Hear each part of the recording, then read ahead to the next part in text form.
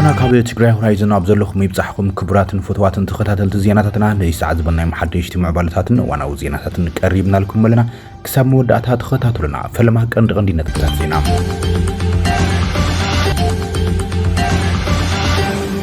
ግብረ መልሲ ሰበስልጣናት ትግራይ አንጻር ስጉምቲ መንግስቲ ፌደራል በህወሓት ዝምራሕ ጊዜያዊ ምሕዳር ትግራይ መንግስቲ ፌደራል ቆልዑ ክልከላታትን እገዳታትን አንጻር የተግብር በምህላም ናብ ናይ ባዕሎም መፍትሒ ስጉምቲ ከም ዝኣተው እና ተገለጸ ይሰላም መንግስቲ ኢትዮጵያ ካብ ትግራይ ካብ ውሽጢ ዓዲ ግብርን ቀረጽ ጉምሩኽን ለ12 ቢልዮን ቅርሺም እቶት ከም ዝኣከበ ድማ እና ተገለጸ እዩ ከምውን 189 ኩንታል ወርቂውን ከም ዝተረከበ እዩ ብወገን መቐለ ተሰሚዑ ዘሎ ብዛዕባ እዚ ብዝርዝር ክንነግረኩም ኢና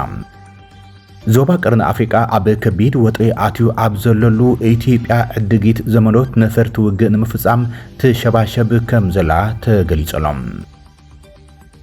አብ ርእሰ ከተማ ኤርትራ አስመራ ዝቀነየ ንሰበስልጣናት ተሃገር ዘቆጥዐ ምዕራባዊ ጋሻ ዝምልከት አዘራራቢ ዝርዝር ሓበሬታውን ሒዝና ይለና ፕሬዚደንት አሜሪካ ዶናልድ ትራምፕ ሒዛ ናብ ዳቮስ ስዊዘርላንድ እትበርዝ ነበረት ነፋሪት ብስንኪ ቴክኒካዊ ጸገም ናብ ድሕሪት ክትምለስ ከም ዝተገደደት እውን ተሰሚዑሎም ትግራይ ሆራይዝን ሰብስክራይብ ላይክ ሼር እንዳገበርኩም ዜናታትና ተኸታተሉም ሰናይ ምክትታል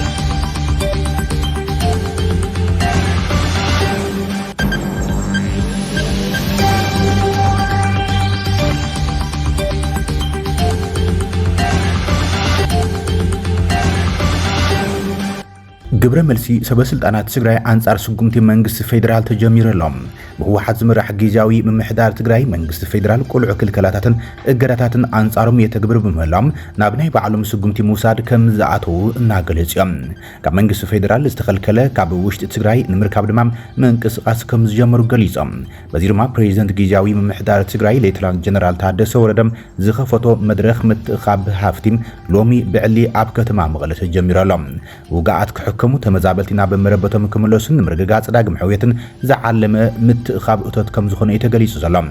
ኣብቲ መድረኽ ዝተረኸቡ ፕሬዚደንት ጊዜያዊ ምምሕዳር ትግራይ ጀነራል ታደሰ ወረደ ትግራይ ምስ ዝበጽሐ ጸገም እትደልዮ ብዙሕ እዩ ስለ ዝኾነ ድማ ውሽጣዊ እቶትና ብምግልባት ዘለውና ጸገማት ንምፍታሕ ኣካል ንገብረ ዘለና ጻዕሪ ክብል ገሊጾም ምትኻብ እቶት ንምክያድ መንቅስቃስ እንትነካይድ ድማ ዝእከብ በጀት ንኹይናት ዝውዕል እዮም መራሕቲ ትግራይ ከጠፋፍኡ እዮም ዝብል ቀጻሊ ዕንቅፋታት ወፍርታት ይካይደሎም እዚ ወፍሪ ጉዳኣትና ሕክምና ከይረኽቡም ተመዛበልቲ ድማ ዓዶም ከይምለሱም ትግራይ ከይተሓዊ ካብ ዝህሉ ድሌት ዝብገሲ ብምባል ድማ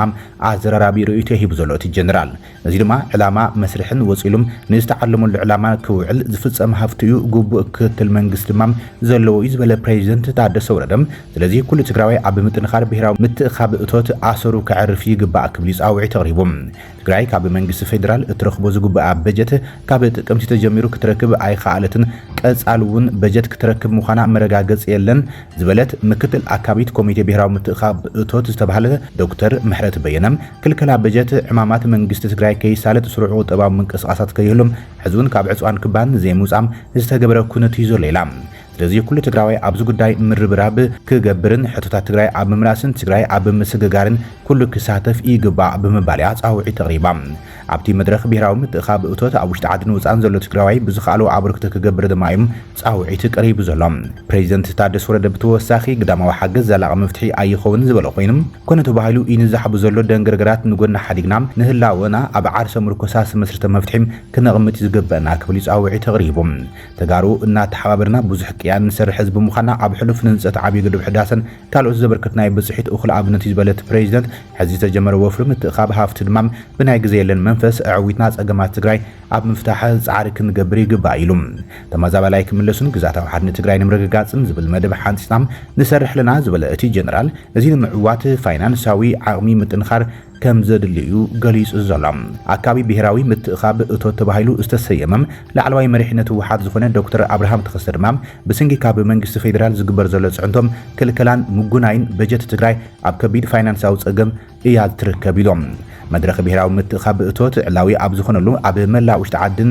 ደገን ዘሎ ትግራዋይ ዓቕምታቱ ብምትእኻብ ኣብቲ ብሄራዊ እቶት ክሳተፍ ጻውዒት ቀሪበሎም ድሕሪ ውዕሊ ፕሪቶሪያ ነቲ ውዕሊ ዝጻብኡን ዘጓንዩን ዕፅዋታትን ክልከላታትን ኣብ ልዕሊ ትግራይ እናተፈጸሙ ይቕጽሉ ኣለዉ ዝበለ ዶክተር አብርሃም ካብ ፌደራል ዝርከብ በጀት ናብ ኩለን ክልላት እንትለኣኽ ብጽሒት ትግራይ ግን ካብ ወርሒ ጥቅምቲ ኣትሒዙም ደው ከም ዝበለ ገሊጾም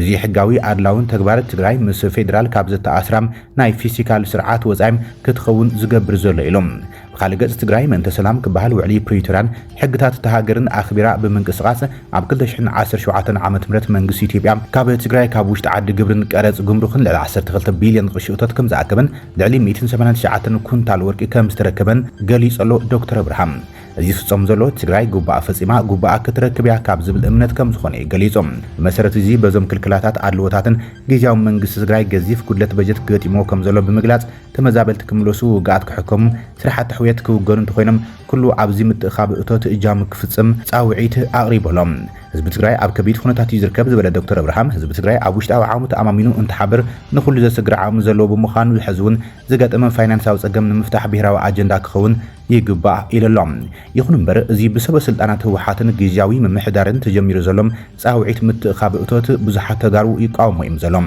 ናይ ቅድሚ ጆኖሳይዳል ኩናት ይኹን ኣብቲ እዋን ኩናትን ብድሕሪኡን ንመኸተን ካልኦት መፍትሒታት ጸገማት ትግራይን ተባሂሎም ተጋሩ ዘዋጽዎም ቢልዮናት ገንዘብ ኣበይ ከም ዝወዓሉን እንታይ ውፅኢት ከም ዘምጹን ዝፍለጥ ነገር የለን በዚ ድማ ብዙሓት ተጋሩ መራሕቲ ትግራይ ዝመርሕዎ ወይ ድማ ዘበገስዎ ምትእኻብ እቶት ዝበሃል ብዓይን ጥርጣረን ተቃውሞን እዮም ዝርእይዎ ዘሎም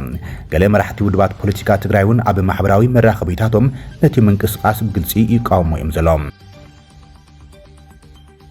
ዞባ ቅርና አፍሪካ ኣብ ከቢድ ወጥሪ ኣብ ዘለሉ ኢትዮጵያ ዕድጊት ዘመነወት ነፈርቲ ውግእ እተካይድ ከም ዘላ ተገሊጸሎም ኢትዮጵያ ጄኤፍ 17 ዝዓይነትን ነፈርቲ ውግእ ካብ ፓኪስታን ንምግዛእ ተዘራርብ ከም ዘላ ተገሊጸሎም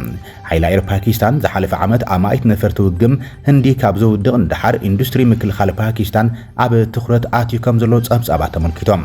بمسرت ጸብጻብ ሮይተርስ እዚ ንፓኪስታን ዓቢ ናይ ዕዳጋ ዕድል መሸጣ ነፈርቲ ውግም ፈጢሩ ላከም ዘለም بمسرت ጸብጻባት 13 ሃገራት ነተን ኣብ ፓኪስታን ስርሓ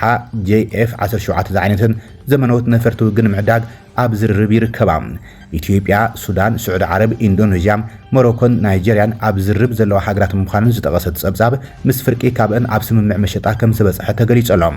በመሰረት ጸብጻባት ሰራዊትን ሚኒስትር ምክልኻልን ፓኪስታን ዝርዝር ናይቲ ዝርብ ክቡካ እንተኣበዮም ወተሃደራዊ ፍርያቶም ናብ ዝተፈላለዩ ሃገራት ንምልኣኽ ድልየት ከም ዘለዎም ግን ኣረጋጊጾምሎም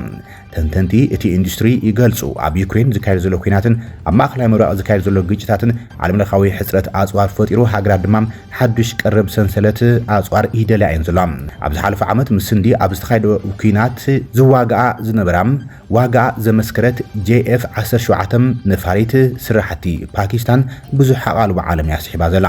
ሓላፊ ኢንዱስትሪ ምክልኻል ፓኪስታን ራዛ ሓያት ብስንኪ ዓለምለኽ ሕጽረትን ጸቕጥን ዝርብ ነካይድ ኣለና ክብል ግን እቲ ዝርዝር ሚስጥራዊ ምዃኑ ብምግላጽ ክገልጾ ኣይደልየን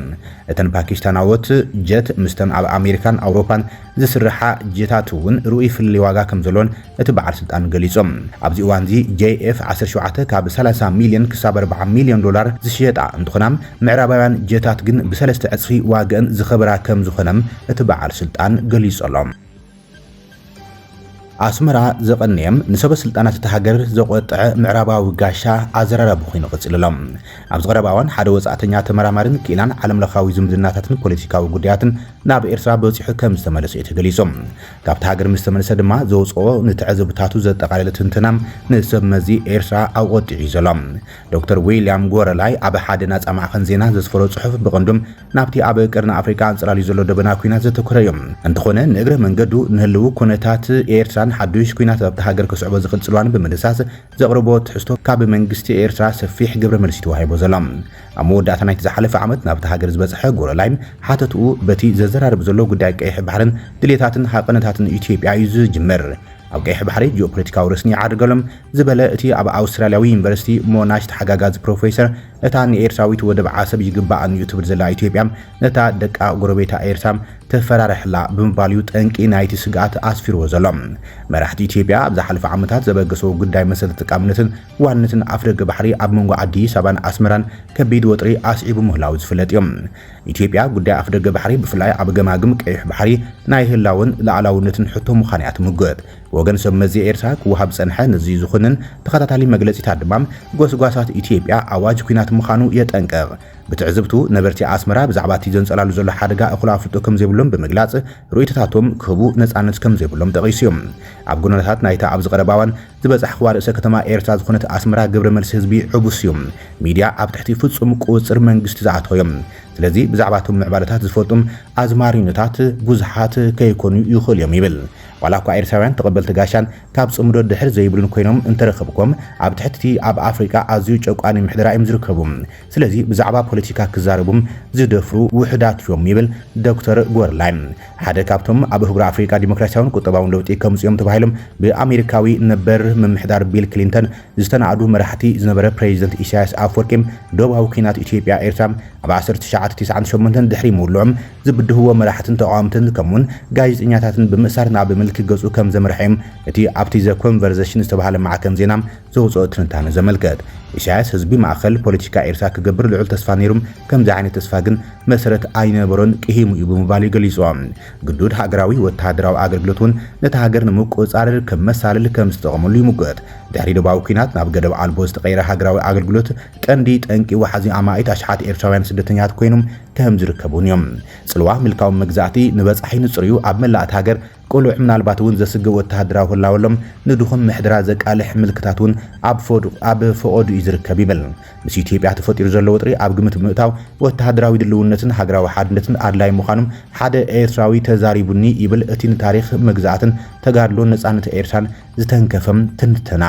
ውሽጣዊ ማሕበራዊ ጥምረት ህዝቢ ከም ዘሎ ዘመስከረ እቲ ፕሮፌሰር በዚ ዘላቶ ኤርትራ ሓዱሽ ኩናት ክትጻወር ከም ዘይትኽእል ድማ እዩ ዝእምት ኩናት እንደገና እንተተወልዖም ውጽኢቱ እንታይ ከም ዝኸውን ንጹር ኣይኮነን ኣብዚ ግዜ እዚ ኤርትራ ግብረ መልሲን መሃብ ዝግባእ ኣይተቐረበትን ህዝባ ከዓ ደጊሙ ክሳቀ ይብል ኤምባሲ ኤርትራ ኣብ ኣሜሪካ ብዝሃቦ ምላሽ ድማ ትንታነ ናይቲ ኣብቲ ሃገር በፂሑ ዝተመለሰ ተመራማሪ ዘለዎ ነቐፌታን ተሪር ተቃውሞን ይገሊጾም እቲ ኤምባሲ ብሶኒ ኣብ ዘውፅኦ መግለጺ እቲ ኣብ ዝሓለፈ ሰሙን ዝወፀ ጸብጻብ ኣጋጋይም ዘሚዛናውን ብፖለቲካ ዝተለጠጠ ብምዃኖም ፈጺሙ ነጺግዎም በቲ ትንታነ ዘቐረበ ጽሑፍ ብዛዕባ ሓደጋ ኣብ ቀረን ኣፍሪካ ዝውላዕ ኩናት እናጠንቀም ነቲ ብኢትዮጵያ ዝቐርብ ዘሎ ቁሉዕ ዝተኸለሰ ህልዱን ጎስጓስን ብተግራጨው ኣገባብ ቅቡልን ይገብሮ ይሽፍኑን ይብል እቲ ካብ ዋሽንግተን ዝወፀም ምላሽ መንግስቲ ኤርትራ ጠለብ ኢትዮጵያ ሓደገኛ ምዃኑ ዘጠንቅቕ እቲ ኤምባሲ ኤርትራ ንንግዳዊ ተጠቃምነት ወደብ ከልኪላ ከም ዘይትፈልጥ የነጽር ዝኾነ መሬት ይኹን ወደብ ኤርትራ ብሓይልን መሓዝ ምፍታን ብዓለም ለኻዊ ሕጊ ከቢድ ሰዓብን ዘኽትል ወራሪዩ ድማ ይዝበል ፕሬዚደንት ኢሳያስ ኣብ ፈለማናይ ዝወርሕ ኣብ ዘካየደ ቃል ምሕት ዚናይ ማያት ዝበሃል ንመዳመቒ ዝቐርብ ዘሎ እዩ ስለምንታይ ሰብ ይሻቐል ብዛዕባ እዚ ክሻቐልሉ ዘለዎ ጉዳይ ኣይኮነን ክብል ኣናኢሱ ነይሩ ዋላ እኳ ኩናት ከም ዝተዓወጀ እንተኣመተ ኩናት ኣውጅልና ኢና ንሕና እንጭነቐሉ ምክንያት የለን እንታይ ዓይነት ኩናት ይክወጅ ብዙሕ ተማሂርና ብዙሕ ርኢና ኢና ክብልም እቲ ፕሬዚደንት ተዛሪቦም ቀንዲ ነቲ ኤምባሲ ዝቆጥዕ ክፋል ናይ ትንታነ ድማ ንውሽጣዊ ፖለቲካዊ ኩነታት ተሃገር ብምትንካፍ እዮም ናይቲ ዓንቀጽ ቆንጫሊ ቁጥዕን ዘይሚዛናዊ ትንትናን ዘሻቕልዮም ንዘባዊ ሰላም እትንትን ኣለኹ እናበለም ነቲ ኣብ ልዕሊ ውሽጣዊ ምሕደራ ኤርትራ ዝተኻየደ ክልስ ሓሰባዊ መጥቃዕቲ መጠኑ ዝሓለፈም ቦታ ይህብ ይብል ኤምባሲ ኤርትራ ኣብ ዋሽንግተን ዲሲ ፕሬዚደንት ኣሜሪካ ዶናልድ ትራምፕ ሒዛ ናብ ዳቮስ ስዊዘርላንድ እትበር ዝነበረት ነፋሪት ብስንኪ ቴክኒካዊ ጸገም ናብ ከባቢ ዋሽንግተን ዲሲ ክትምለስ ከም ዝተገደደት ዋይት ሃውስ ተማልሰሉ ሰፍሊጦም ብመሰረት ዋይት ሃውስ ዘውፅኦ ሓፂር መግለጺ ሰራሕተኛት ኤርፎርስ ዋን ድሕሪ ምብጋሳ ንእሽቶ ጸገም ኤሌክትሪክ ከም ዘጋጥሞም ኣሰቢሎም ከም ጥንቃቐ ድማ ነታ ነፋሪት ናብ ሓበራዊ መደብር ክትምለስ ተገይሮም ብመሰረት ጸብጻብ ኣሶሺየትድ ፕሬስ ኣብታ መርከብ ኣብታ ነፋሪት ዝነበረ ጋዜጠኛም ኣብቲ ክፍሊ ፕሬስ ዝነበረ መብራህቲ ድሕሪ ምብጋሶም ንተወሰነ እዋን ከም ዝጠፍአ ገሊጾም እቲ ፕሬዚደንትን ልኡኻቱን ብኻልኢት ነፋሪት ናብ ስዊዘርላንድ ዝገብርዎ ጉዕዞም ክቕጽል እዮም ተባሂሎም ፕሬዚደንት ትራምፕ ሎም ረቡዕ ኣብ ስዊዘርላንድ ከተማ ዳቮስ ኣብ ዝካየድ መድረኽ ቁጠባ ዓለም መድረክ ከስምዕ ድማ መደብ ተተሓሒዙሎም እቲ ፕሬዚደንት ንግሪንላንድ ካብ ዴንማርክ ንምግዛእ ዝሓንፀጾ መደብ ምስ መራሕቲ ኣውሮፓ ክዘራርብ ተፅቢት ይግበር እዚ ውጥን ካብ ካልኦት ኣባላት ኔቶ ተቃውሞ ስዒብ እዮም ትራምፕ ኣብ ግሪንላንድ ስምምዕ እንተዘይተበፂሑ ኣብ ዝመጽእ ወርሒ ኣብ ልዕሊ ሓያሎ ሃገራት ኣውሮፓ ሓድሽ ቀረጽ ንግዲ ክገብሩ ምዃኑ ኣፈራሪሖም ሰበስልጣን ሕብረት ኣውሮፓን ንስጉምቲ ትራምፕ ምላሽ ክቡ ይሓስቡ ዘለዉ ኮይኖም እዚ ድማ ኣብ ልዕሊ ቀዲሙ ኣብ ልዕሊ ዝተገብረ ፍርያት ኣሜሪካ ዳግማይ ቀረጽ ምግባርን ንኣሜሪካዊ ኩባንያታት ኣብ ዕዳጋት ናይቲ ጥምረት ምድራት ሓዊስዮም ፕሬዚደንት ፈረንሳይ ኢማኑኤል ማክሮን ዝሓለፈ ሰሉስ ኣብ ዳቮስ ኣብ ዝሃቦ መግለጺ ስጋኣት ትራምፕ ቅቡል ኣይኮነን ክብል ይኮኒኖም ማክሮን ወሲኹ ሕብረት ኣውሮፓን ንኣውሮፓውያን ንምድኻም ንምብርካኽን ብኣሜሪካ ዝግበር ፈተነታት ክቃወሙ ምዃኑ እዩ ገሊጹ